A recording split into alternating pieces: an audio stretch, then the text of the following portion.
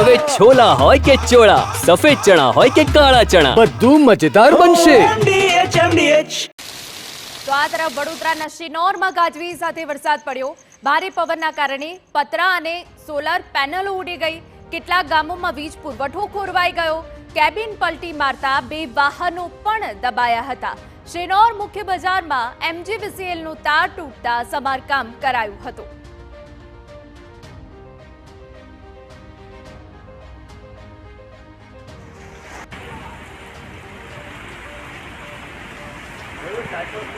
ગુજરાત અને મહારાષ્ટ્રના હદ વિસ્તારના ગામોમાં વરસાદ પડ્યો. પ્રવાસીઓએ વરસાદમાં નહાવાનો આનંદ માણ્યો.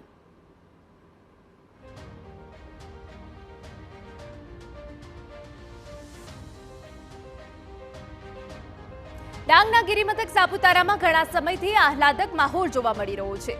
સાપુતારામાં ધુમ્મસની ચાદર પથરાતા નયનરમ્ય નજારો જોવા મળ્યો.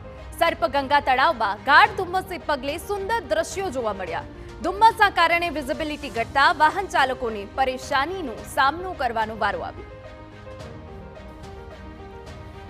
તો ડાંગમાં પણ આહલાદક વાતાવરણ સર્જાયું છે. ડાંગમાં ઘણા સમયથી વરસાદી માહોલ જોવા મળી રહ્યો છે. તે વચ્ચે સાપુતારામાં ધુમ્મસની ચાદર છવાઈ ગઈ હતી અને ધુમ્મસની ચાદર પથરાતા નયનરમ્ય નજારો જોવા મળ્યો.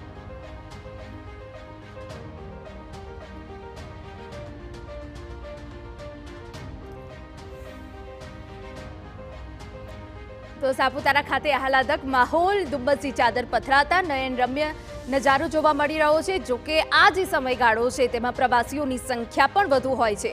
જોકે ડાંગમાં ઘણા સમયથી જે વાતાવરણ રહ્યું છે તેના કારણે પ્રવાસીઓમાં પણ આનંદ જોવા મળ્યો છે. બીજી તરફ વહેલી સવારે ધુમ્મસના કારણે વિઝિબિલિટી ઘટી છે, જેના કારણે વાહન ચાલકોને હાલાકી પડી રહી છે.